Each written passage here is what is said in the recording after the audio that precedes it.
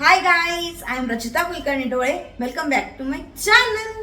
Good afternoon everyone. So guys 12 वाजून गेले, त्याच्यामुळे मी गुड आफ्टरनून का गुड मॉर्निंग काय म्हणावं थोडंसं लिटिल बिट कन्फ्यूज झाली होती, पण 12 वाजलेले आहेत त्यामुळे गुड आफ्टरनूनच म्हणावं लागेल. So good afternoon everyone. तुम्हाला बॅकग्राऊंड दिसतंय का? मी कुठे आलेली आहे? आले मी फायनली आता पुण्याला. आता आमच्या रेग्युलर कामाला सुरुवात करावी लागेल. कामगार कामावर आलेले आहेत, तर ते आता कामावरती रुजू होत आहे. समोरचा ओटा बघितला तर बघितलं होतं की भरपूर प्रमाणात प्रतीकने साफसफाई करून ठेवलेली होती. म्हणजे मला विश्वास बसला नव्हता एवढ्या गोष्टीचा. पहिले विश्वास बसत नव्हता, सॉरी, मला पहिले विश्वास बसत नव्हता की हा मुलगा एवढं सगळं काही करेल म्हणून. पण त्याने भांडे सुद्धा घासले होते. मी नव्हती म्हणून 1 महिना भांडे सुद्धा घासलेले होते. घरं झाडून आला होता. न्यू बेडशीट सुद्धा लावून आलेला होता. सो मी बऱ्यापैकी कामं तो करून आलेला होता. खूप प्रगती आहे.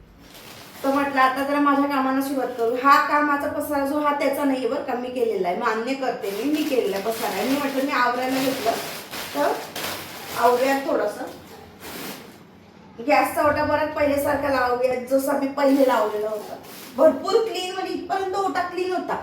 आणि आता हे जे ना, हे आता नवीन ऍड झालंय, कारण अनारसे घरून आणले मी. आणि आईने आंबा पण दिला होता माझ्या आईने, सो तो आंबा पण आहे. म्हणजे अशा वस्तू अजून येता ओट्यावरती हळू तर मी आवडते. पण ती जी आपण ही जाळी ठेवतो ना अन्नपूर्णाच्या जाऊ नये म्हणून, नकळ म्हणून, ती जाळी मात्र फारच खराब झाली. पण कंप्लेंट नाही. म्हणजे मला खरंच खूप छान वाटतं या गोष्टीचं की प्रतीक पहिले खरंच मी जेव्हा होती ना तेव्हा काही करत नव्हता, पण आता खूप बदल दिसतात त्यामध्ये. स्वतःहून इनिशिएट घेऊन केलेले काम आहे बरं का, कोणी सांगितलेलं नाही केलेलं. सो गाईज गावाला जवळपास मी 20-25 दिवस होती, त्याच्यामुळे ना आता घरात स्वयंपाक करायचा आहे मला. पण करू काय? कारण भाजीपाला माझं काहीच नाही. माझं फ्रीज बघायला ना तर पूर्ण क्लीन आहे, काहीच नाही. बापरे, पण चटण्या वगैरे मी फ्रीज मध्ये ठेवून गेली तर त्या काढायला लागतात. तेही बरं झालं. माझं तूप जाताना कडवून गेली होती मी. पण सध्या मला सांगायचंय की माझ्या जो भाज्या नाही करायला, मग मी काय करणार? मग मी एक उपाय करणार. मी जाताना विचार करून गेलेली होती ही गोष्ट, आज त्याचा उपयोग होतोय. हे बघा गाईस, जाताना मी छान कांदे वगैरे पसरवून गेली होती ना, आज त्याचा उपयोग होईल मला.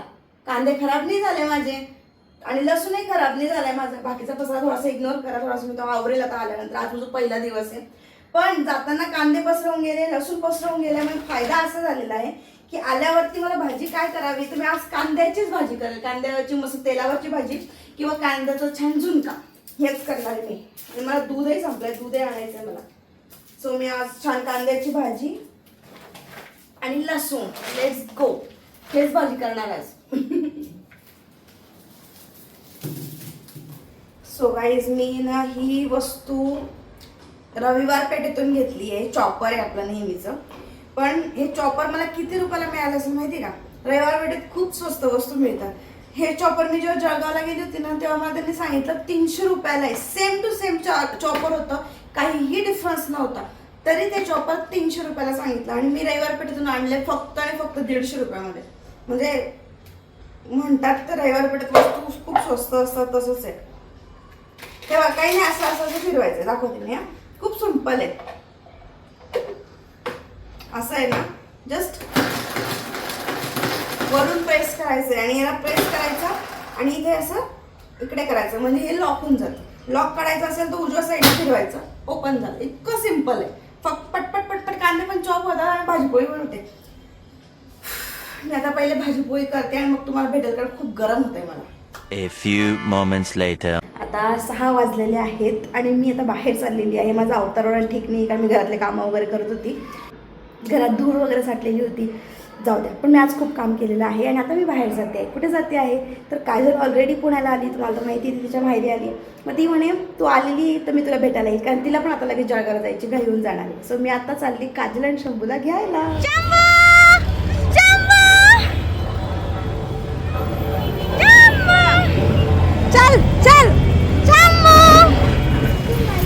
रस्त्याने येताना शंभूसाठी बलून घेतला. आता आम्ही दाबेली घेऊ. आणि शंभू उद्या तुझ्यासाठी सरप्राईज आहे. सरप्राईज उद्या मिळेल. उद्या शांताचं नाव तर सांगायचं उद्या सांगणार उद्या सरप्राईज आहे सरप्राईज ऐकून शंभू खूप खुश होणार आहे आम्ही आलोय दाबेली आणि शेवपाव घ्यायला आम्ही वाट बघतोय कधी येते आमची दाबेली डोर म्हणायचं डोर किती वाजले आता 5 आले या चला चप्पल काढा चप्पल अरे गौरी आला का कृष्णा हा का आत्री आला की पाठव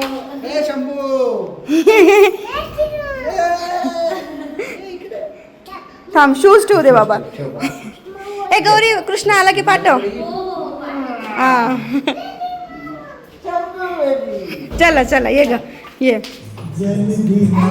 मोंटू शंभू इज अ मोंटू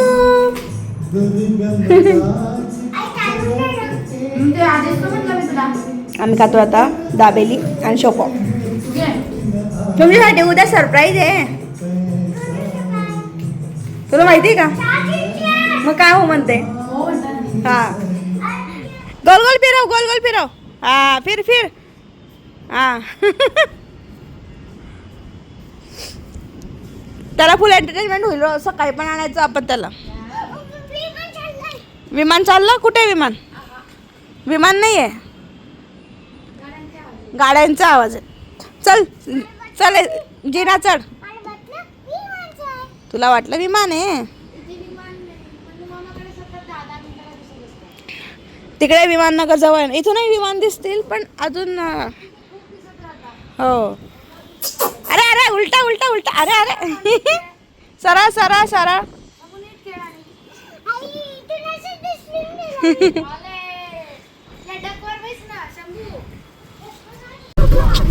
पोलिसांच्या नाकाबंदी शंभू आपण कुठे चाललो मंचू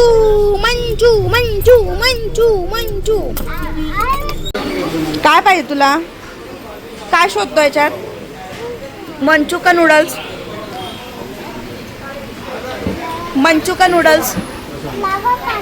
असो पास्ता शोधतोय का बर पास्ता शोधतोय ग बाई तो पास्ता हा म्हणतो हा म्हणा पास्ता नवा पास्ता आहे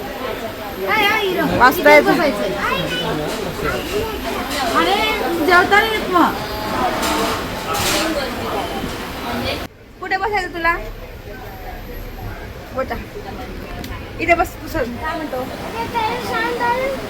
प्रदीप मामा आहे त्याच्यासाठी आणलाय तो बघणार तुझ्यासाठी मागू तू तुला ते आणून देतील थांब तू जरा थांब लावा पास्ता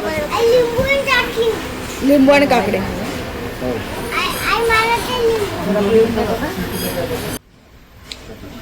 सो गाईज माझा मी आजचा व्हिडिओ आता इथेच थांबवते आहे उद्याचा व्हिडिओ बघायला उद्या जे सरप्राईज मी व्हिडिओमध्ये सांगितलेलं आहे सरप्राईज आहे म्हणून सो उद्या बघाल काजूला आणि शंभूसाठी सरप्राईज असणार आहे so stay tune for my next vlog bye thank you so much for watching